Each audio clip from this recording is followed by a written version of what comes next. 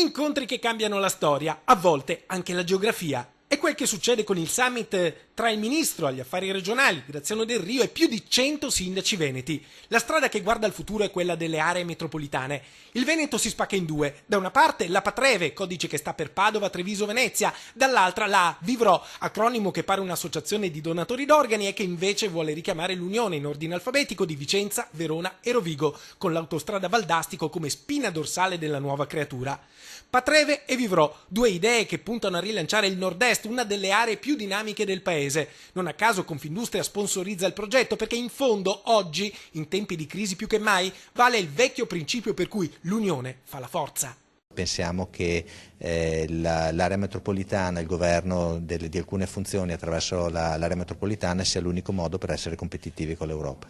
Il ministro Graziano Del Rio, che ha ancora la mentalità, il fare e i modi da sindaco con le maniche rimboccate, annuncia che nascerà la città metropolitana e nascerà entro il 2014. Il ministro è pronto a celebrare il battesimo, ma prima è necessario che il Parlamento approvi la legge che avvia il meccanismo dopo 30 anni di attesa. Le città metropolitane non saranno necessariamente tutte uguali, anzi l'obiettivo del governo è quello di creare delle situazioni il più possibile aderenti alle necessità del territorio.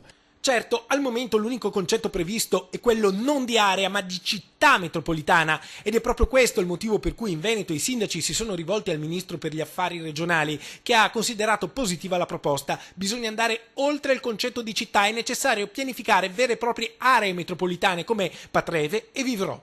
Le funzioni di cui dovremo occuparci noi vogliamo farle assieme, è una rivoluzione.